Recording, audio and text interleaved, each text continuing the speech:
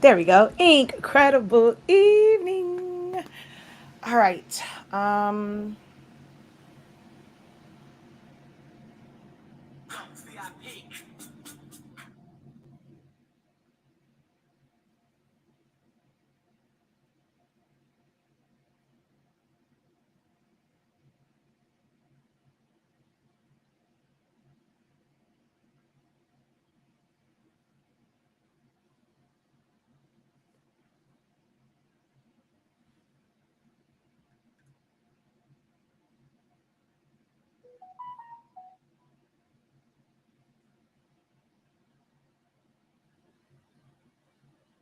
All righty. Let's go here. Write a post.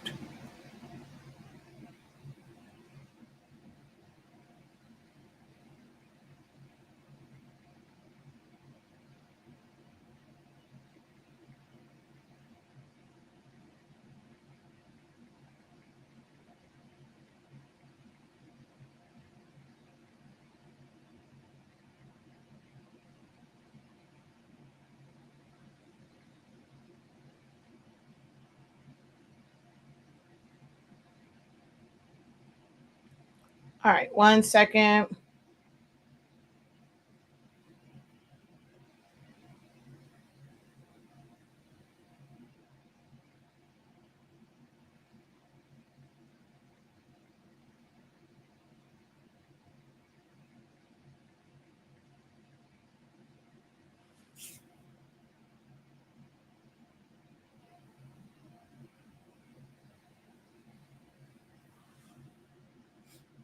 Hello, everyone. Welcome, welcome, welcome.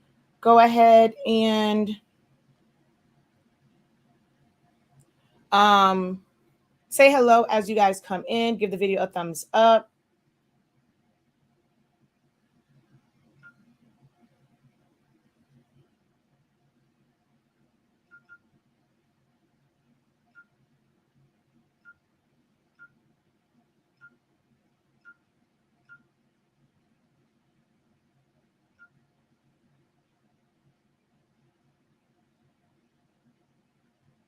And make sure you guys go ahead and hit share.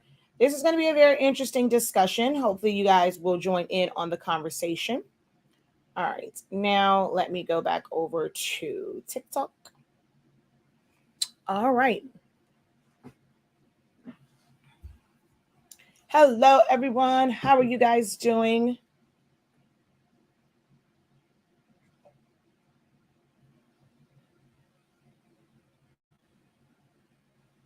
All right, so there we go. So, hello, everyone. I am Shakia, sir, as SpINKing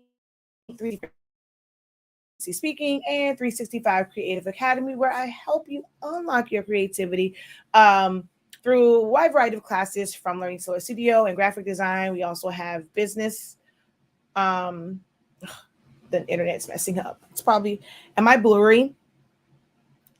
It's telling me my connection is unstable. I have no idea what's going on. And it's also doing it on my phone too. So something funky has to be going on. Let me know if I'm coming in blurry or if it's jumping.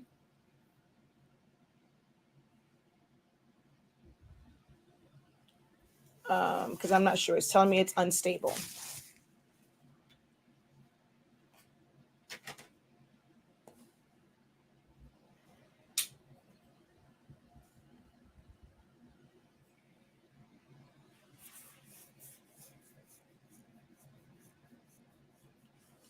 All right.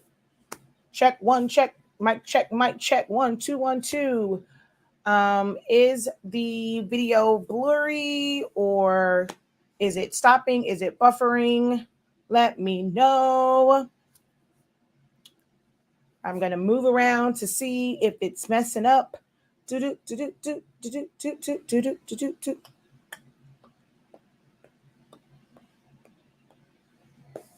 All right, so I'm good now, good now. All right, good now, good now. Perfect. Okay, I don't know what was going on before. It's acting crazy. So, hello everyone. I am Shakia the professor again. Our company is HS Sync 365. So, The discussion this evening is going to be about whether or not there's a double standard for small businesses, or like small business in general. But of course, I always speak from the perspective of creative business owners, or as you guys like to call it, craft business. But in small business in general, is there a double standard compared to what is acceptable from large corporations and a small business? All right. Do you guys feel, go ahead, write it in the comments. Do you feel that there is a double standard between smaller businesses and major retailers? And as far as what people come to expect from them. And I will also say, let's say just your general retailers. So, of course, when it comes to anything that is high end and very, very high end brands and designer brands, I think their standard is a little bit high. But let's just say, like, your average, Cat and Jack or Wonder Nation shirt from Walmart or Target. If you're buying a cup from a store, the Dollar Tree, or getting it from Walmart, even getting certain things from places in the mall. If it is a toy, Build-A-Bear. If you were someone that made custom toys, or like the what's the things called? Something Real Babies. Like with those, do you feel like there is a double standard? Someone says for sure, all the time. Nope, I'm expecting good service from all. Okay, good service, right? Okay, I'm going to come back to that one. So yes, any business do whatever you say, huh? Hey there, yes, absolutely. I think consumers accept less from major brands than smaller businesses, honestly. Love that statement. They feel like ours should be cheaper and better made, and then we should deliver it their way. We should cater to them and bring it to them. Okay.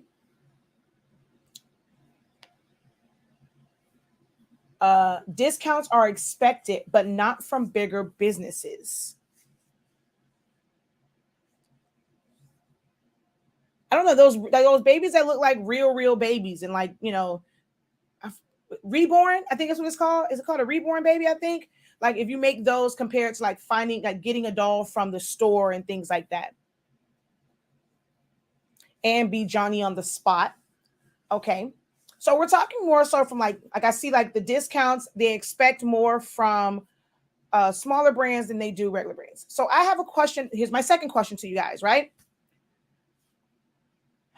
Have you ever gone, okay, so when you go into a store, let's say you buy an article of clothing, or you buy a cup, or just something that's like tangible, right? How long should it last before you're like, okay, this was crap, or I would want my money back? How long should, let's say, a shirt, a pair of pants, a jacket, a cup, silverware, let's say something like that, a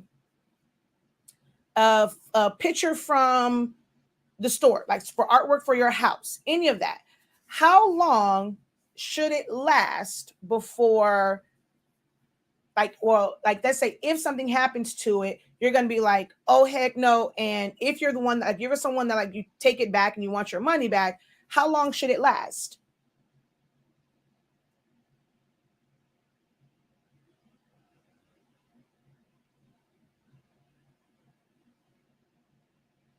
$90 days. Okay. 90 days. Hello, Gina. She says, well, Tika said, I don't get notified when you go live. All my settings are fine. I don't know, because I'm like just like starting to do a lot of like lives and stuff on TikTok. I'm not sure if that's why, but I'm glad you're on now. I actually just started talking. So join in on the conversation, answer the questions in the comments. About 6 months or so, 6+ months. All right, no one else over here has written about how much time do you um should it last. So other thing is if something breaks. So if you happen to, if it's an accident, and you may feel like, okay, if something drops, like it shouldn't break right away, right? So you had it in your possession, it falls and it breaks. Do you go and take it back to the store because you're like, oh, this was cheaply made, it should have broke just by me tapping it? Box companies have groomed their customers to not surpass their return policy. Okay. There's generally no specific time frame. It depends on usage and handling of items. I don't know. So Keisha, you're trying to tell me. So okay, you're saying that there's no specific time frame. So if you had a shirt and the threads came out of it a year later, which let's just say you, I mean, I know it's like okay, they have, like they said, they don't allow you to go past the return policy. So I can see, okay, if you purchased it and let's say it's like 15 days or whatever, and after you've worn it, after you've washed it, you see that a thread comes out. Are you going to take that shirt back and say, hey, yes, I washed this. I mean, I wore it. I washed it. There's a thread coming out here. Fix it. Or, I mean, give me my, not say fix it, but give me my money back. Or I want to exchange it. So you're saying there's no time frame. So if you purchase a shirt and a thread was to come out of that shirt, at what time frame would you want, would warrant you to go back to the store and ask for a refund or an exchange? I take most things back if they break. If they break because of you, or if they break, I'm one where I just kind of, a week, 90 days, okay. A shirt, one season, at wearing it one times a week. In store, you break it, you buy it, okay. Minimum 90 days expected. Yes, I take it back to the store if I'm within the guidelines of their store policy. I'm more likely to return to large businesses than a small business. No, I didn't mean that. They brought it, then they own it. I do almost no refunds. But see, that's the question. So then what question did you answer? Because I asked that. So what is your expectation of when you purchase something? What is the time frame that it should actually last? I had a lady wear a shirt, request a shirt that was 2 sizes too small. She stretched it really big and pulled the strings out of the bottom where she stretched it and wanted her money back. She ordered a medium and she was actually probably an extra large if you really measured it in store. For me, it depends on the price I gave. That's why I said, let's not talk about like high-end stuff, because I'm like, if I purchase, a really, really expensive handbag, I expect that sucker to last a really long time because I'm paying for quality. But just like your regular general stuff. So the reason why I asked this is because there was a question and I was like, oh, this is a really good topic to talk about. So in one of the groups I'm in for the Roland, there are a lot of people who are now, like with the Roland, they are they're making the vinyl decals and stuff like that to where they're just going to wrap on the cup. So someone asked the question, well, do those really last if you're not laminating them? Because with washing them, will the ink come off? You touching with your hands, will it come off? It's not, some people say, it's not supposed to last forever. It might be seasonal. And then they say, well, maybe I'll just go and I'll be upfront with my customers and give them a disclaimer on how long it's going to last. How many of you guys have ever gone into a store, especially like for kids stuff, a character cup, any type of mug? Have you ever gone into a store and for the purchase of drinkware, there's a disclaimer, like if it has a design on it, is there a disclaimer that says this design will last such and such washes? And if it did, let's say if it told you this was only good for, as far as the design, for 3 washes, 4 washes, 5 washes, would that deter you from buying that cup if it said like that outright? Because we've never had it, because I don't know any store where you can go in there and it tells you a disclaimer on how many washes for a cup. It might say not dishwasher safe or dishwasher safe, do not soak, but is there ever a guarantee of how long it will last?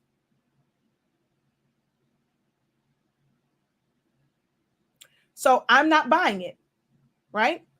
So you're not buying it if it said, without protecting this, whatever, or this particular cup will only last, let's see, I'm good, 10 washes, right? You would not buy it because they gave a disclaimer on the limitations of it. Yet we go into a store where they don't give us any disclaimer and we will buy it outright. But you're saying if there was a disclaimer that told you exactly how many washes it would last, you will be hesitant to buy it. Definitely will stop me from buying it. I don't think I would buy it. Okay. So if, as a consumer, if someone put that on there, you would not buy it. Why would you think, as a regular business owner, you need to give this disclaimer that it may not last forever? Because you didn't have an issue going into a store and purchasing something that did not have a disclaimer. But if you saw a disclaimer, you would not. I think that most for creative business or for small business owners, we're trying so, like, I understand you want your business to be a success. You want people to buy things from you. But then we don't hold ourselves to the same standards that we would hold a major corporation. So someone asked that question. I didn't realize that damn near every cup in my house now is something that I've made. I didn't realize I've like slowly gotten rid of every like regular store purchase cup in my house. But I end up having to have a few of them. I mean, this isn't necessarily like, it was a souvenir cup. This ish was not cheap with the amount of soda that you put in here. But when I tell you, it doesn't matter how much this fades, MJ absolutely loves this cup and it will be his go-to. So it's a souvenir. So it's not meant to be thrown away. It's meant to be kept. And y'all see the scratches on this? You think my 11-year-old cares about these scratches? Do you think I'm going to go back to the Miami Seaquarium and say, look, this was a souvenir. Souvenirs are supposed to last forever. It's scratching off. I need a new one because my kid loves this and the images are scratching off. Would you have done that?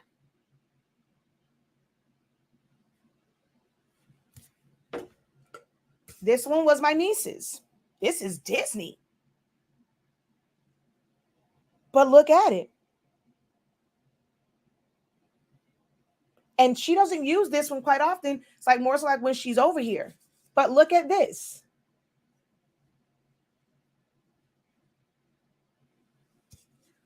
I got this one, and within maybe 3 washes, if that, this is what happened to it.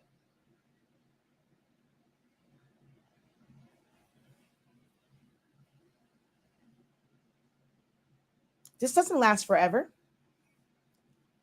So why is there a double standard for small businesses? I saw someone say it's because stores adhere to their policy. They're not worried about if you don't come back. Maybe that's what it is. They're not worried if you give them, I think so many people stress about, oh my God, I got a 1-star review.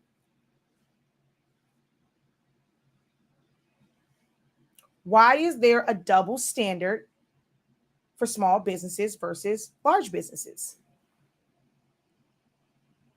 But I'm sure you watched that more than 10 times. I don't know. But okay, so is it 10 times? And this is why I asked originally, before I asked about a time frame, how long? So let's say it's 90 days, right? So if in like how many times I wash this, if it was, I use this every single day and I have to wash it every single day for 89 days, that's constantly washing it. I'm using it. So are you supposed to put a disclaimer for this number of washes or this amount of time, whichever comes first? It doesn't matter, because that's why I asked originally, how much time has to go by or how much usage before you will say this was an inferior product, it messed up, it didn't last, I need my money back.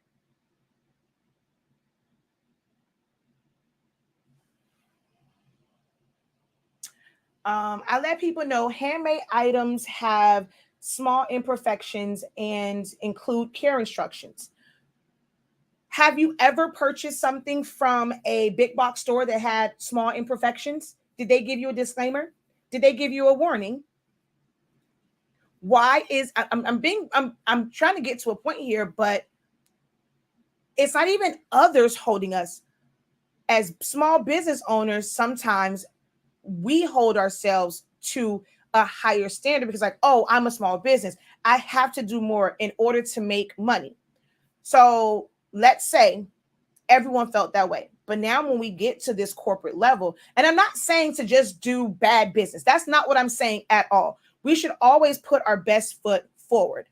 But think about how many times you have stressed over the smallest little thing. One little thing is off and you will scrap that, throw it away, and or some people will try and like resell it or like if they can, but there's one little imperfection. And if a small business person gave it to you that way, oh, you've ruined my life, you ruined my event, you ruined this, you ruined that, but you can go somewhere else and it's okay.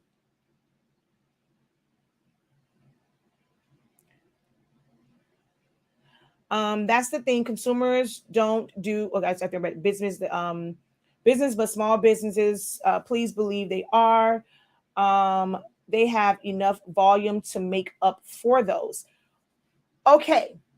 So if they have enough volume to make up for it and you don't, they have it, but you don't, which means it's going to cost you more and hurt your business more, but we're still holding them to a higher standard when they have the means to where it's not going to necessarily hurt them.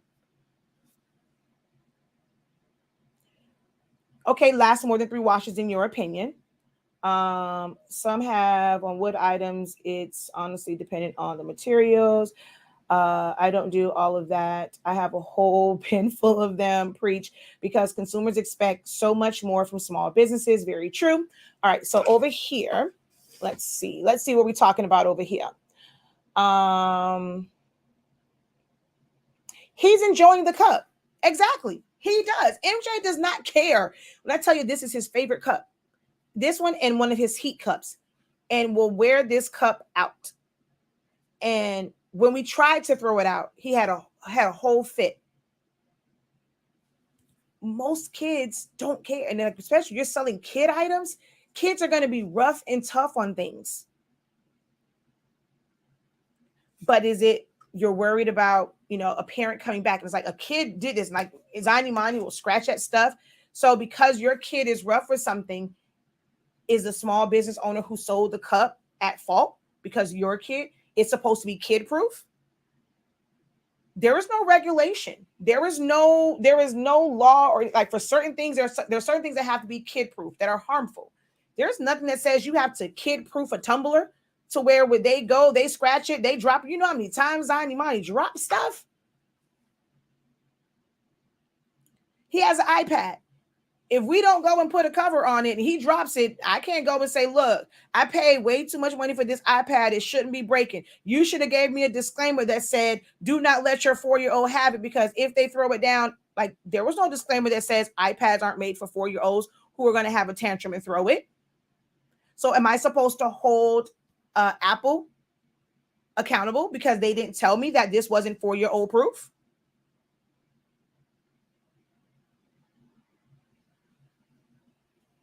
No, we aren't at fault. And honestly, we have to stand our ground because they expect our stuff to last forever. But if you are not first thing is most of you guys don't have any terms and conditions. That's the first issue with a lot of businesses. We go into this and you see other people making money and doing this and doing that. And I always say, there's so much more to business. When you want to run a business, you have to think about the policies and things of that nature. So you may not have to have it for every item, but what is your return policy? Is it 15 days? Is it If there is an issue with it, you have to inform us immediately. From the time it tells us that it was delivered on this day, then you need to inspect it. And if you don't, I am saying that is you saying that you consent to however it is. So if you go and you let it sit for forever and a day and you open it up and it's broken, how am I to know that it was broken because of something that I did? If it was something that the post office did, because it was something that the post office,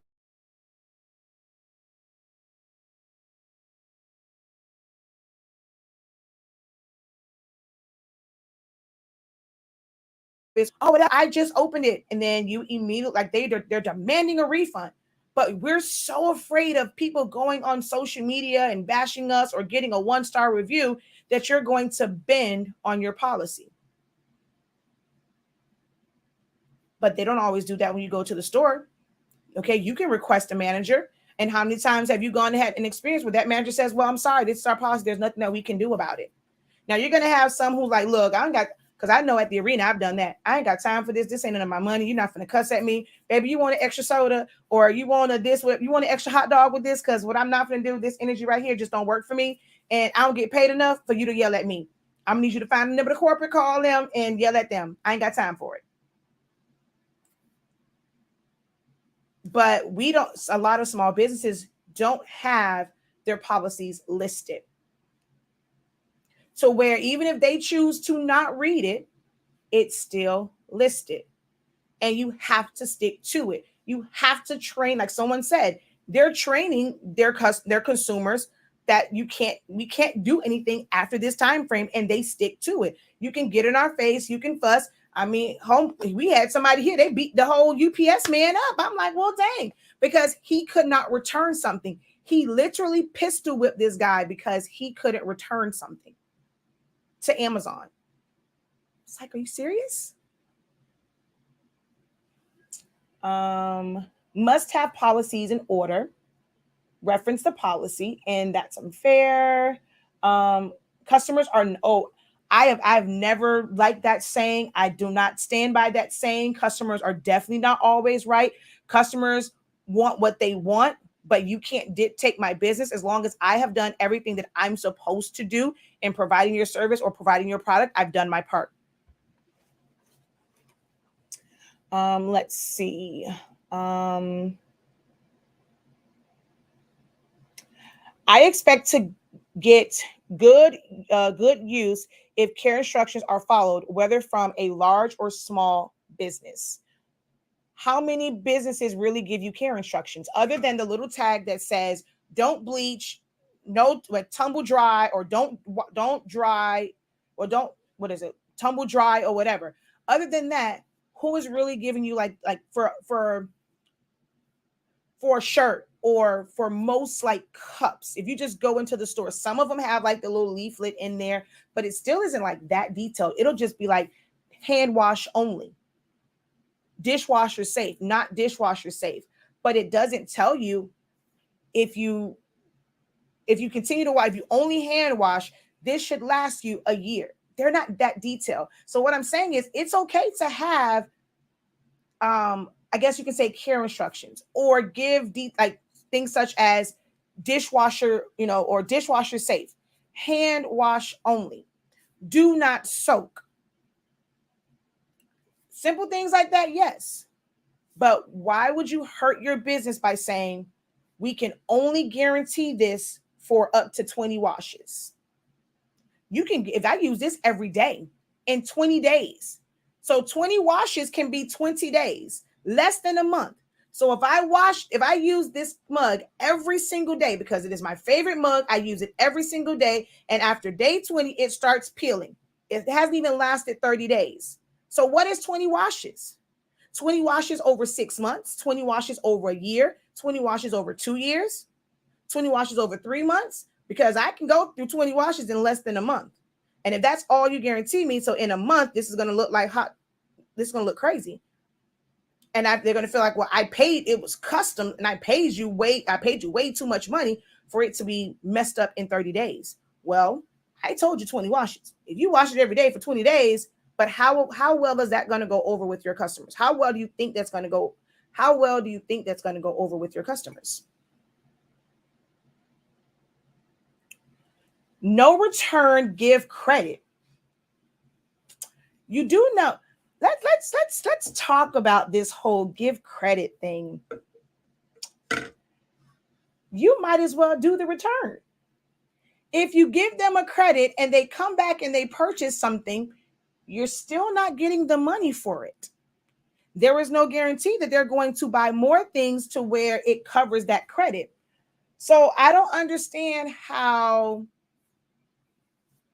a refund is different than a credit, unless you are expecting them to be so disgusted with you that they're never going to use that credit. But how is giving credit any different from giving them a refund? Exactly. I had a complaint, but customer never sent me pics so I could make it right. Yep. And sometimes they just want to complain and that's it. Mines are all over my site. My customers have to agree to terms before checking out. I'm guilty of making exceptions, but you can't bully me or manipulate me into a return.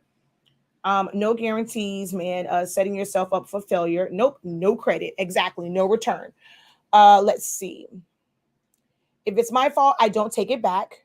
I'm here depends on how much I paid for it. Most times I don't even take back things and that they forget to take the tags off of. Oh yeah. No, it only says avoid extreme heat. Okay, no disclaimer. Um, I'm way down. Oh Lord, because I saw the enjoy. I don't know how I got way up there. Then they will say all sales are final. I have a cup from when President Obama was first elected. It's warped, got scratches, and I will keep. I don't care how long. I wouldn't buy it. I'm never going to make a big deal about a shirt or a cup or anything. I would buy it. I'm never going to make a deal, shirt, or cup or anything like that. I have a motto. If it has to be pressed, if I have to be pressed about what kind of purchase, then I have other problems. People feel like they can bully small business owners, and that is a very accurate statement. We don't really have the ear of the people who count in the stores and with small businesses. You can get right. You can get right back to the owner. Not going to get the money back from the store. So because you become the face of your business and you are interacting with them, and we call it, and someone told me before about CEOs and all of these things, and I can be a CEO, but when you go into the stores, hell, sometimes you don't even get a manager, you get a supervisor, you get the team lead. You don't get the regional manager. You're never going to talk to the owner, the CEO. Even when you call corporate office, you're never talking to someone in high authority. When you call a corporate office, you're probably talking to somebody who gets paid less than the manager and who has less authority than the manager that was in the store. So really, calling corporate does what? How many times do you think a CEO actually looks at all of the complaints that comes in through a customer service line? They just paid someone to take care of that and take care of that headache, because you can't get to me. No one's going to be calling my cell phone. So yes, it is a little bit different as a small business owner. When you're doing everything yourself, you become the face, and it can be kind of overwhelming if someone can go and basically attack you to your face and like they're talking to you directly. That can play with your psyche a little bit. That can mess with your, your confidence a little bit, make you buckle to that. Yes, you'll have some people where, well, not me, but I've seen it here in Miami where it's literally threatening them. They're going to want to come and threaten them at their place of business or try and find them in their home, which is why some people say, okay, don't put your home address because you never know you're going to deal with a crazy, but they can literally find you pretty much anywhere. So I know it can be kind of scary in being a small business owner and being the face of it and people having complete access to you. This is where,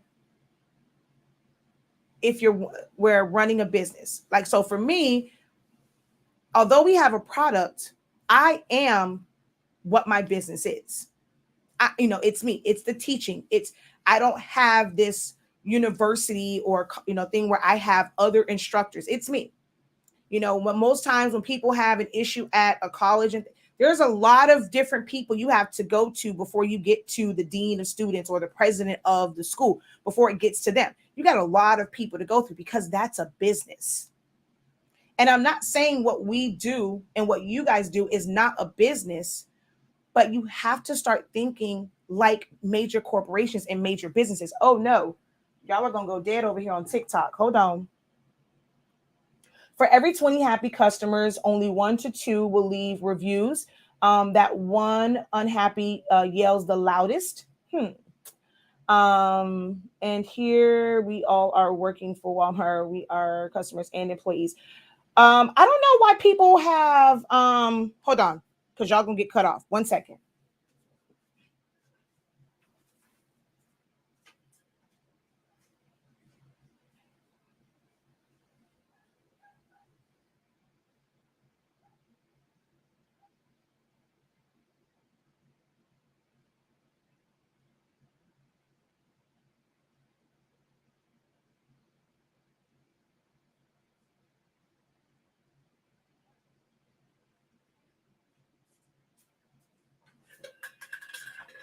All right.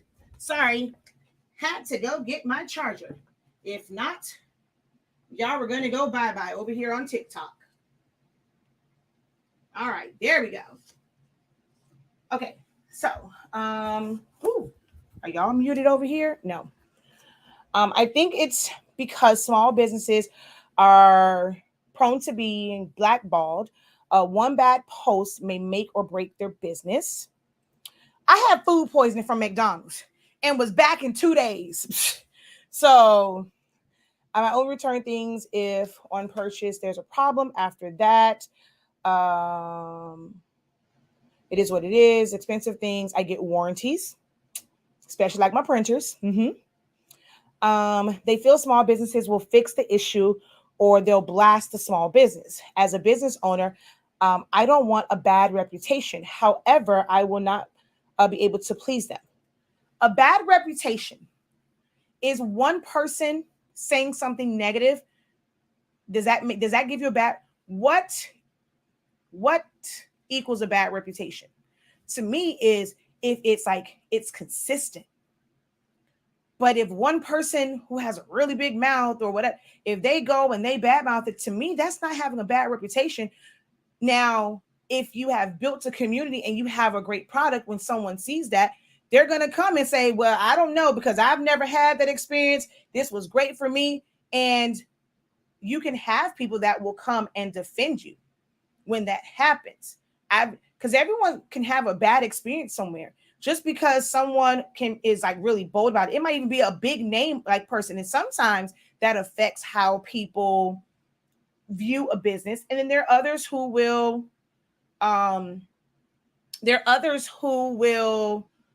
bypass that.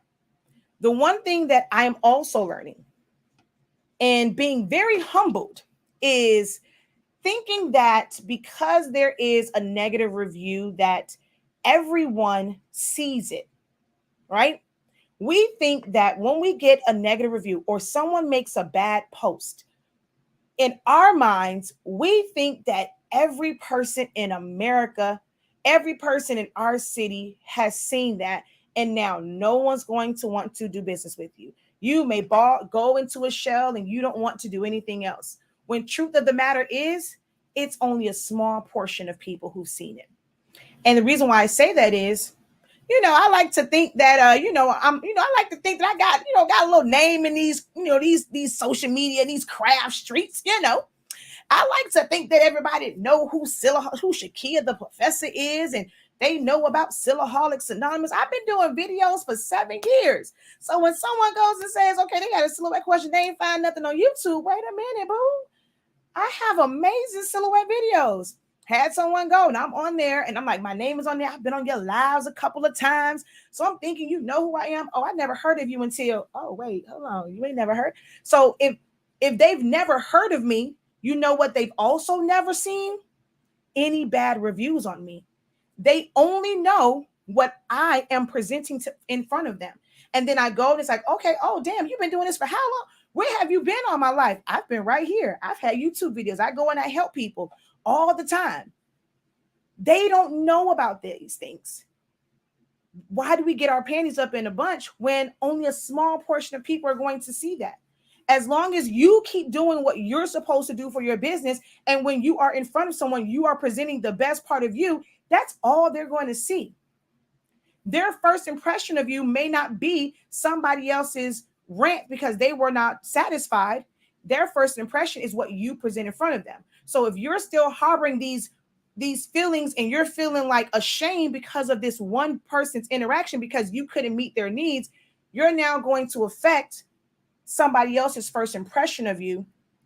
And now you make, because baby, when I called, they had an attitude and this, that, and the third. Oh, I would never. But that was a moment that was humbling when I go and people are like, I've never heard of Silaholics Anonymous. Girl, I don't know who you are. I don't know what SpINKing is. Oh, okay, my bad. I thought I was somebody, I mean, I am somebody, but still, y'all get my point. And don't retaliate against that one negative person. So I agree, don't retaliate. And some people will say, don't go back and forth with them, this, that, and the third, right? I just experienced this. And the person definitely apologized because I did my part. So I made a post because of a situation on a TikTok live where someone was saying, don't pay for classes. You can find everything on YouTube. I was like, yeah, because I'm one of them creators that pretty much give you all the information, give you the free game. But I do have classes, and my classes are not like how you get me on YouTube. I go in and I go detail and I really break it down for some stuff that I never really do on videos. Or even if I have slipped and said it, or not say slipped, but if I've done it, you're going to have to search for it. Whereas with the class, everything is like all in one. You know exactly where to find it.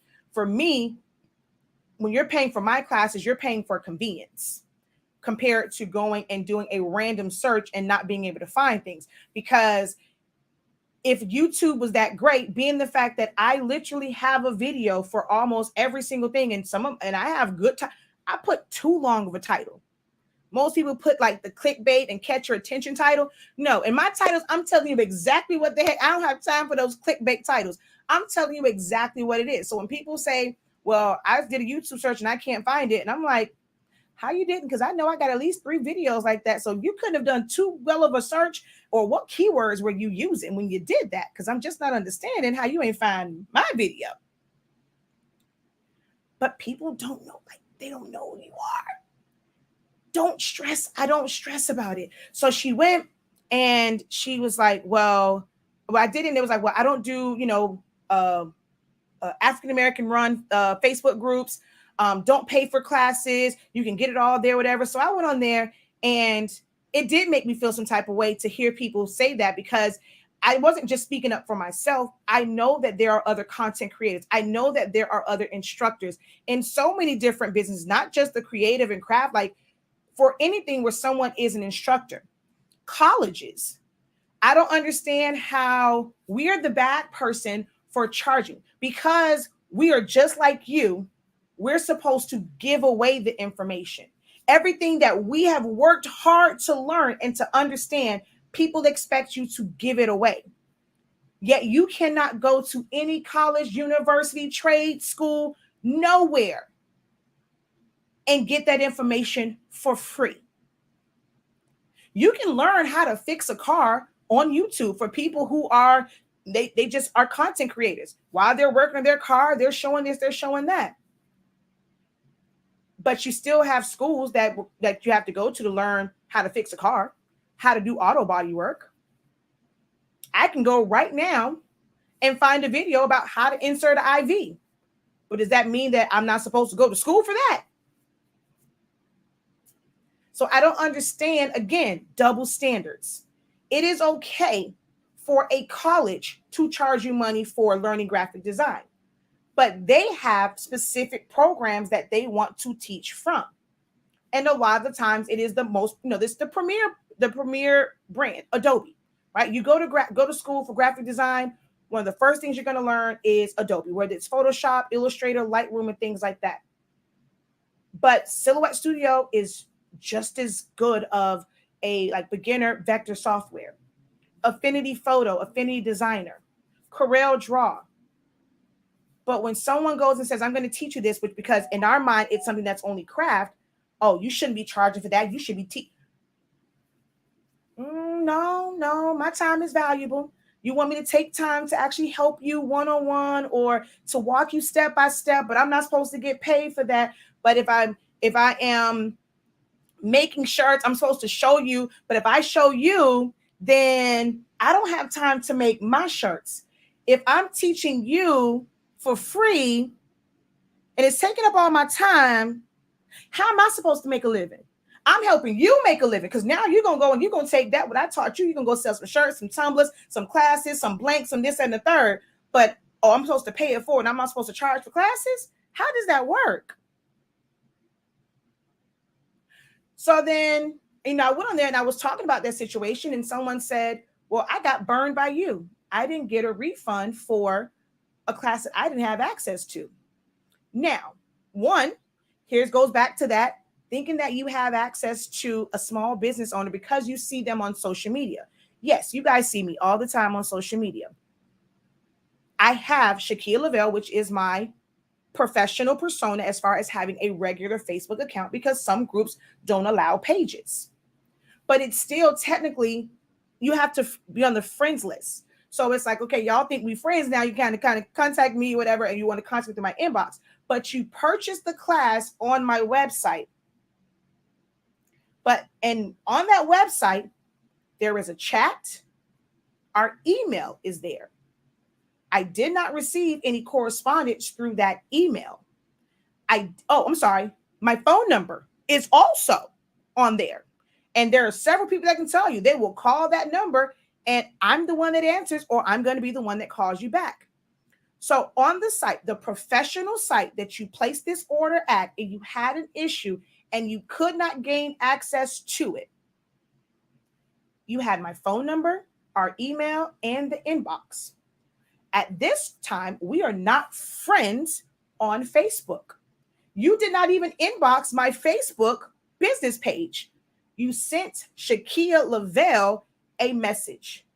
And I'm at fault because you did not see, or it was, you responded to me days later, which I don't mean to say like that because we actually corrected the situation. But yes, I responded days later because we were not friends. Facebook has this wonderful thing that's called request. And when they send it, if it's not, you only see that like the very first notification. It's not going to keep letting you know that you have a request sitting there. I don't check those that often. I have never been visible. Like I don't spend any time on Instagram. So why a certain person keep texting me and messaging me on Instagram, I don't check that messenger. I don't spend any time on Instagram just because that's the social media place that you are. Yes, I have an account there, but as you can see, it's not active. So I'm at fault because you inboxed me on Instagram and I didn't see it and it took me several days, but you never thought when I didn't respond back to call any of the contact me via any of the official ways that you can contact me. So then when I saw it, it was a request. I sent it. Oh, I'm sorry. I'm just now seeing this. Here is XXX, Y, and Z. Now I saw it where Facebook tell you when somebody read something because your face gonna jump from the one before to the one at the bottom. Well, when I went to it, her face was at the bottom. So how did you not see this? I provided the link. I provided everything. And for me, call me petty if you want, but you call me out in a public setting, baby, I'm going to post these receipts in a public setting. I responded back to you. I provided you the link for it. And then when you responded to me on another site, I actually answered it. And it actually sends you an email. It says on there, email sent to customer, but you didn't respond back to that. But I'm the one that's in the wrong. And then I lay out, again, y'all, I talk too much. So I write stuff out a little too much detail. And I understand when you go to my site, you're looking at my classes and all those different things. It's really long. I get long-winded in my videos, but I've been saying Essential Silhouette Studio is a playback. It was recorded in front of a live Zoom audience in March of 2022. What you are getting now are playbacks that you can watch. You have unlimited access to the playbacks to watch in your own time and work at your own pace. I say that every time I talk about it. It's written on the description. I'm not sure why in April we thought that we were getting a live session when it says it was done in March. So there was a miscommunication. Am I supposed to take fault for that miscommunication? Because most times people sign up for stuff like that because they've seen one of my live videos. And I talk about this the same way every single time. And it's written. But she didn't see any of this. And so I went to say, love, I'm not like others to where you had to go to the live, like join the live class and you don't have access. You missed something. You have access to the playbacks and can watch them as many times as you need. Oh, okay. That's better now. My apologies. And she went, and because she also kind of came, said, well, I got burned by, no disrespect. I got burned. And she had, came off a little attitude-ish.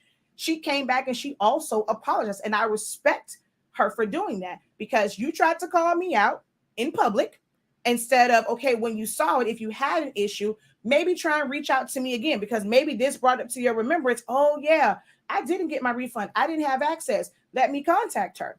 But you decided to do it publicly. And I don't know this notion of, especially like on my personal post. Now, if you go and you make a post on your page, heck no, I'm not going to come to your page and I'm not going to write under your post and defend myself under yours. But what I can do, because I am someone who already does social media stuff, I can easily make a post and say, okay, this is ... This is what's going on. So when somebody wants to be nosy because you tried to bash me and they're going to come, one, I thank you, love, because you helped my algorithm. You helped them find me. And then when they click on my stuff, see, I have this whole little thing that's called pixels. So when they come over here being nosy, when I run my ad, it's going to show up all in their face. So thank you, love, for sending them over here. See, I'm going to find the positive in it. There's always a silver lining. And there's no such thing as bad publicity, because it's going to lead to something. Somebody might like my vibe. Oh, she went off on her. That's my kind of person. Now, I don't do that. But, it's some people that feed off of someone having an attitude, being nasty, because they relate with that. So if that's the audience I'm trying to attract, all you did was help me. So I don't get upset about stuff like that. But should I have been to like, oh my God, everyone's going to think I'm a scammer, I'm a this, if I know I am not. So even when you get a bad review, if you know that you are not a scammer, if you know that you did everything that you were supposed to, that you could possibly do, short of giving them your firstborn, why are you worried about a 1-star review? Why are you worried about that person going and saying you did this, that, and the third, this, that, and the other? Are all of your customers saying this? No. It's one person out of how many satisfied customers? So when you put that much energy into the one person that's not satisfied, you basically say the satisfaction of the other 20, 30, 40, 50, 60, 100,000, 2,000 means absolutely nothing. If you say that 1 or 2 bad reviews gives you a bad reputation, what does it say about everybody else so you basically, they become null and void? We have to start thinking like that as business owners. If you desire to be a business owner, you have to sometimes take the emotion out of it and think like a business.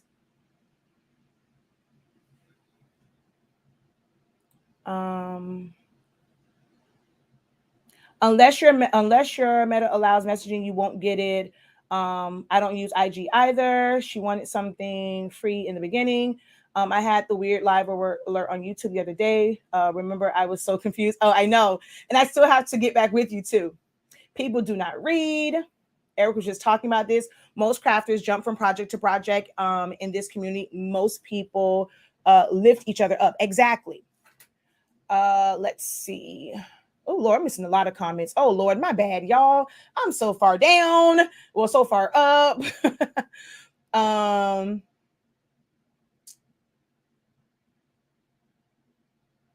I don't think there's a need for disclaimers. Disclaimers make consumers zoom in and try to find imperfections to try and get it for free.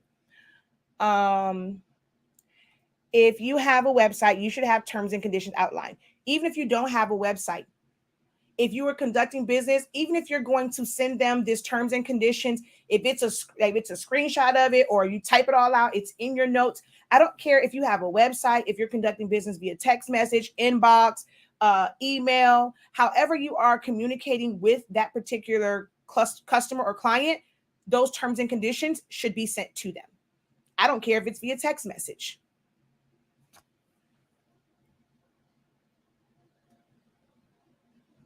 When I set up my Wix, they contacted me and told me to add them on the site to protect myself. Later, hey, she said, teach now. If I make a mistake on a shirt, I want that shirt back because I can use the empty space to practice on. But I state custom items are non-refundable. There are many variables, what the item is, the price. I expect more from electronics than clothing. Very much so true. I agree with that one.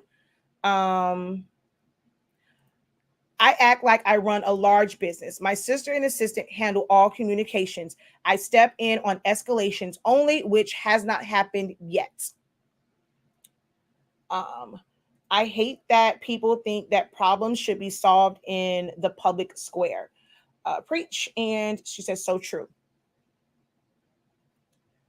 But I don't know. So that just was kind of, I don't want to keep y'all too long. I can sit here and literally talk business. I probably need to have me another Zoom session where I can actually hear voices and we can vent and talk about the things that happen. I'm always worried about venting because I don't want, I instruct, I teach, I coach people. So then I also have a business. So I'm always like, it's always weird for me to kind of have those sessions because I don't want someone to go and it's like, it might seem like I have some of the same interactions with multiple people and they'll end in different ways. But because it's like one little part that was like a part of our interaction, I don't want anyone to feel like, well, dang, is she talking about me? That's how she felt about me. So I never really as much as I want to have those sessions, I'm like, no, we're going to tread lightly on that one because I don't want them to feel like I'm talking about them. But at the same time, I really wish I could talk and openly vent about some of the things that probably would help others when it comes to business and how you have to deal with things. Because you can be very stern, but still be professional. You don't have to give in to their needs. Your solution doesn't have to be the solution that they're expecting. Because if it's something short of whatever they were expecting, they probably wanted a refund, a full refund, a credit. They wanted your firstborn and both of your pinky toes in order for this to be correct. I can't offer you all that. This is what the solution is, and this is all that I can do. If this does not work for you, I am okay with you no longer patronizing my business. I will be okay because and I don't mean to sound rude about this, but your little $50 order did make a dent in all them other zeros that may have been, that is behind the rest of the orders for the month. Baby, I spend $50 when I go to out to eat. Okay. Feed my family of 4. We spend more than $50 when we go out to eat.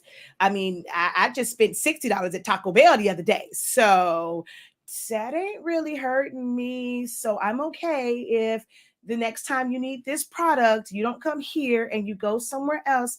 I'm perfectly okay because I'm still going to do what I need to do. So if I lose you, all you did was motivate me to go after and get 5 more paying clients, customers.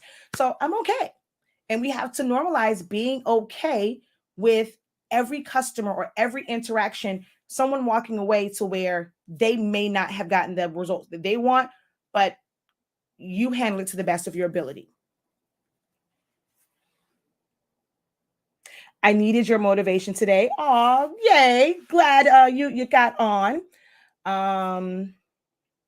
So just wanted to share that. Like I said, it was all because someone said, should they put a disclaimer? Because with using the eco solvent prints, like if you're putting your hands to it or if you wash it, the color can come off or it can chip.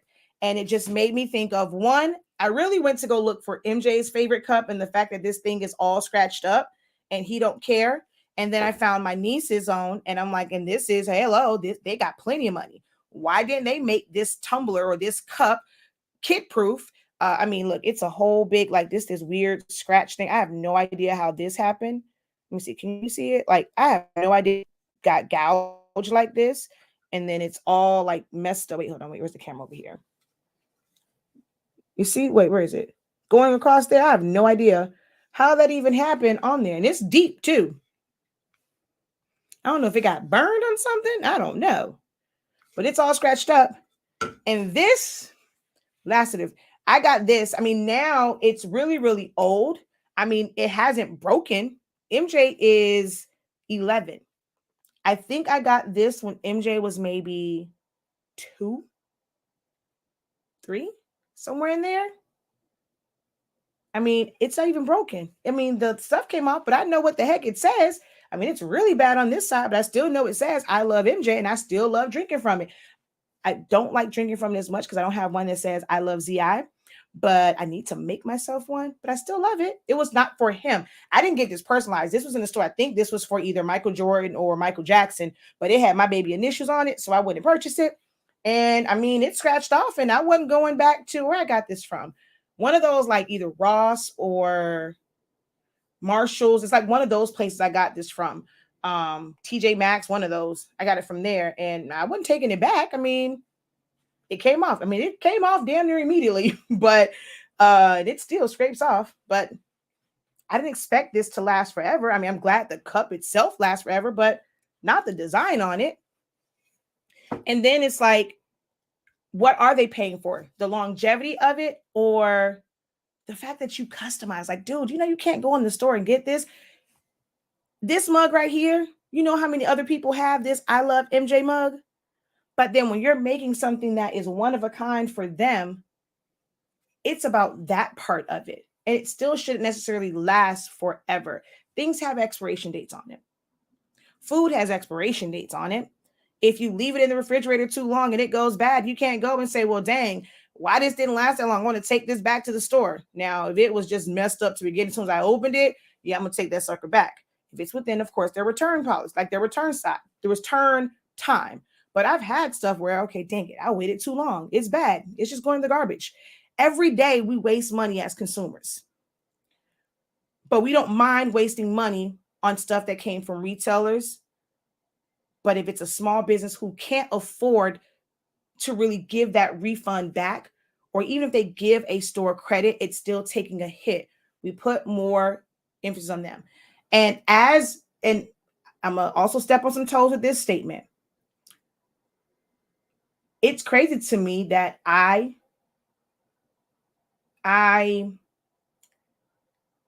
target audience is other business owners. And the same grace that they want as business owners, they don't give us. If I don't answer an email when they feel like I should answer it, if I didn't answer a call, if I didn't answer an inbox, it's this, that, and the third. They want to leave these weird reviews. The paper, I'm not saying that it's going to work for everyone. I go and I say that it works on this particular setting. This is the best setting for it. Well, I like this setting and your paper sucks. Well, my results say this paper the bomb. I mean, because you're not using it the way that it is fully listed on here. What settings are you using? Premium presentation paper matte. Did you read the cover sheet? Because I did a whole lot of typing. Oh, yeah, I saw that, but my other paper, I use presentation paper matte. When I tried to use plain paper on my other paper, I didn't like the quality of it. What they got to do with honestly speaking paper? Because I've tested it. So if I'm telling you you're going to get these results using these settings, my love, why are we not going off of the instructions? See, this paper is not that paper. So I'm going to need you to follow the instructions on this paper so that you can get results like this. And it's still going to be bright and vibrant, even when you're using plain paper setting. plain paper setting. And baby, look at, see, it's better for y'all. Look at those colors. They popping, right? Plain paper setting. Look at my black. It's nice and rich, because black all by itself is luxury. I love when he said that. But you're not following the instructions on here. So is it my fault that you're not following the instructions? No, homie, because there are instructions on this paper and it's thebomb.com. So yeah, I just wanted to, tell you guys to not put, show yourself some grace. I'll finish by saying most of these places, because you want someone to show you grace, they don't show me any grace, or they want to come at me crazy. And I'm like, I'm a small business owner just like you. Just because I may have an influx of sales because I've been doing this for 7 years. Yes, you just started. Doesn't mean that I'm going and I'm balling out of control to where I can go and just give out refunds here, reship this out, or redo that, redo this, when sometimes you have to take accountability for your part in this whole transaction. Did you install it correctly? If I have on my website, start with the Epson cartridges, it's for a reason. So then you go and you don't. Did you follow the instructions on there? No, because such and such. Well, you should have went and brought your supplies from such and such, because on Honestly Speaking, it says clearly, 1, you can't use the chip resetter. Well, it don't work on mine. I want a refund. Can I send it back? What's your printer? Da-da-da-da. It clearly states it does not work on there. No, we will not be taking a refund. But your refund says 15 days. It also says unopened. You had to open it to test it. So have a nice day. Stick to my guns on that one. It's not my fault. So show each other some grace, especially if you are interacting with other small businesses, because you want someone to show you grace in, let's say you have an emergency, something just, your machine acts crazy. Don't forget, in being a small business owner, you are still a consumer. And the same things that you would expect, or when you go into the establishment, if you want to return and you expect them and you're demanding for them to give you a return, if that's how the type of person you are, you can't get upset when somebody else comes at you wanting that same service.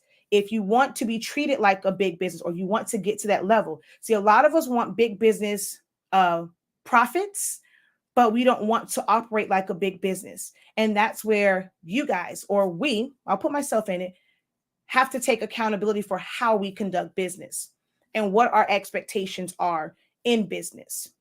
All right. So hopefully this was helpful and food for the soul. Like what's Campbell's used to say? Is it good for the soul?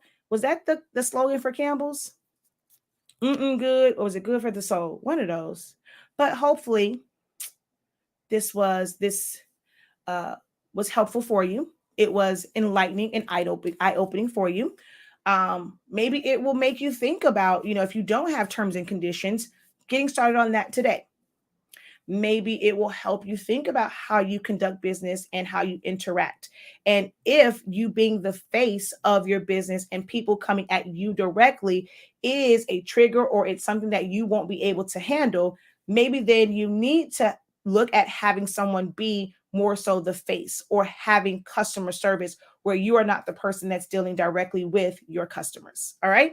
So a lot of things that you can learn just from everyday things and everyday things that happen in life and in business, and apply what you need to your business. All right. So until next time, have a great one.